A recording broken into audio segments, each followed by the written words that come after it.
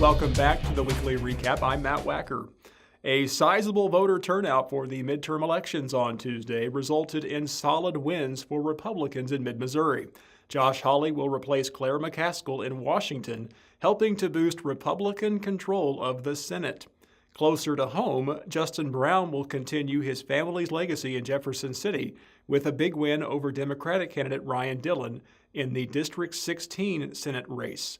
Both parties turned out on Tuesday night to cheer their candidates to victory. Leanne spoke with Brown and Dillon at the end of the night. These are my supporters. I feel really good. I tell you, it's been a long year, and I'm ready to get to work for the constituents of the 16th District. I want to thank my opponent for having a spirited race.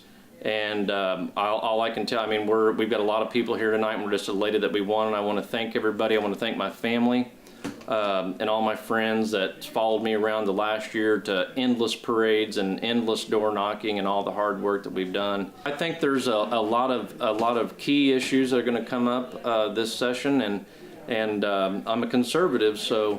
You know, I'm gonna stay conservative. That was our message throughout this entire process, and you know, when it's conservative issues, that's where I'm gonna be, and I'm gonna fight for small business. I'm a small business owner myself, and I'm just gonna stay true to that message. It's hard to put in words how happy I am, and I'm just ready to go to work for the constituents in this district. Thank you. The room tonight was reflective of this campaign and my message, and that is we can bring folks together of a differing belief, of a differing philosophy in one room and celebrate something. And tonight we celebrated the fact that our democracy is so strong because voter turnout was incredible across this district. And all I can say is thank you from the bottom of my heart for showing me your community, for fighting for what is right, and as my grandma Jan would say, for finding the good in everything and everyone around you. And yes, one chapter is closing, but tomorrow a new chapter will begin. The sun's gonna come up, and I will have a new mission. What that is, I don't know. But I know that it will be the guiding principles of what I have done for the last 2 years. Thank you for believing in me. Thank you for answering your door. Thank you for answering the phone call. Thank you for voting. That's what it's all about. 19-year-old Jesse Dalton of West Plains, already facing 13 felony charges, was arrested on November 3rd and is in custody without bail after allegedly telling a witness he was, quote, going out in a blaze of glory. He was in possession of a bulletproof vest and a 9mm handgun with the serial number removed. His mother, Valley Dalton, is also charged after she reportedly rushed to the patrol car her son was being held in and opened the door, allowing him to flee before he was captured a short time later. Unraveling the mysteries of newly discovered war artifacts is all in a day's work for Dixon native Dr. Myra Miller. The author and World War II researcher makes it her mission to find the rightful owners of these deeply personal items and to return them along with pertinent information to their surviving family members.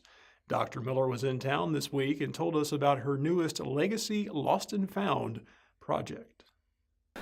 What we have here is a record. It looks like a disco record, doesn't it? It does, or like Sinatra or something. It is not. It's a World War II voice of a soldier speaking to his family, saying that he's okay and he's going to return home soon. You mean it's like a message? Like it's a message. It's like a cassette tape. Back in World War II, at the air bases, they would do some of these recordings before they would go on bomb runs so that they would send these to the family.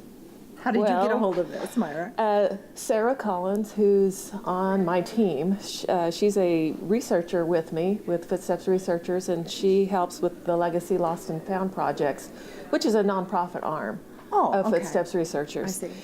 And it was a friend of their family, and they said, oh, you might want to listen to this. And she said her jaw dropped. Hello, Mother, Dad. It's a swell chance to have a chance to talk to you again. Here's a long-distance call. Tonight's a very blue night for me. Just sent Irene home. It's leaving in the morning. This record has survived a fire. It was found in 2010 by a lady in St. Louis. Her mother-in-law had it, whose mother had it, and it ended up in a box. On one side, it's a message it says, "Hello, Mother and Father." And on the reverse side is to Irene, his wife. How do you do, Irene? The Pepsi-Cola Company. Very happy to bring to you the voice of your husband, Earl, from Harrington R.E. Airfield. Take it away, Earl. Don't worry about me, dear. I'll be all right. Give my regards to all the folks there and tell them that I'll be seeing them soon. I'll be thinking of all you all the time. You have made me the happiest man in this whole world. I love you, darling, so very much. So long. And I'll tell you, as a World War II researcher, it's pretty gut-wrenching because as we researched the family, he did not make it home. He was killed in action in March of '45. Don't worry, folks. I'll get along all right. You can't keep a good man down. I won't say goodbye on this day so long. Because he died in the war, I can pull his file and I can make a whole footsteps package for this family when we return this record. So you found the family? Yes. We found the great niece who lives in San Francisco, and Sarah and I are going to return the record.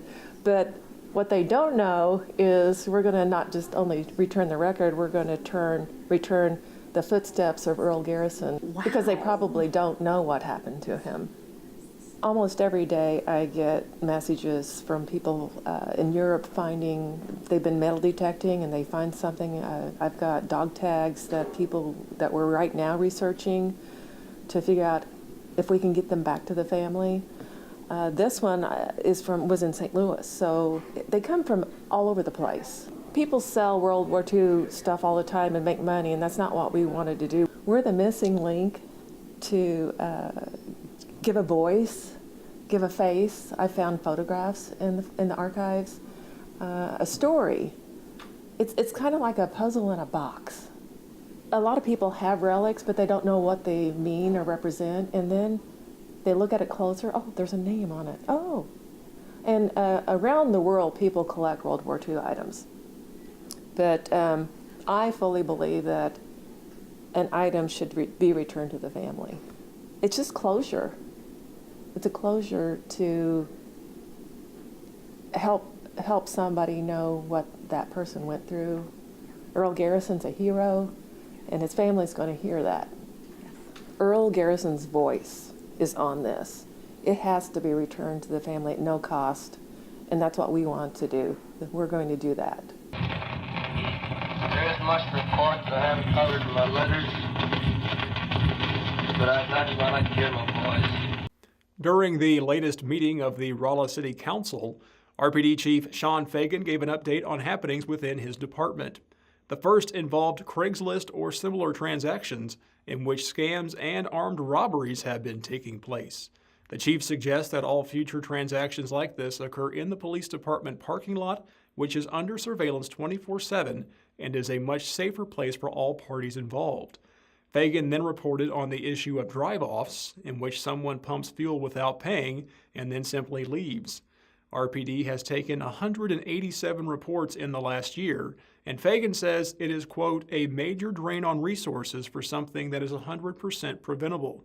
Drive-off reports will no longer be taken unless enough information exists to apprehend the person who did it. As an FYI, all of this can be seen on Rolla Channel 16, both on your television and online. And while I'm at it, I'd like to share some exciting news about Channel 16. Moving forward, all public meetings will be streamed to a dedicated YouTube channel for free, thereby allowing everyone in Rolla a chance to stay up to date on current city and school affairs. Just visit youtube.com, search for Rolla Channel 16, and subscribe for a notification reminder whenever we go live. Well, tonight's the night for district championship football around the area. The West Plains Zizzers advanced to 11-0, their best record in school history, after defeating the Sykeston Bulldogs last week.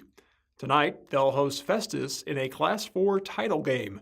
The Lebanon Yellow Jackets also won last week, defeating the Glendale Falcons 70-6. Tonight, in a special edition of the Price Chopper Game of the Week, Lebanon looks to earn their second straight Class 5 district title in a matchup with Willard. That's all for now. Thanks for watching the weekly recap. I'm Matt Wacker. I'll see you next time.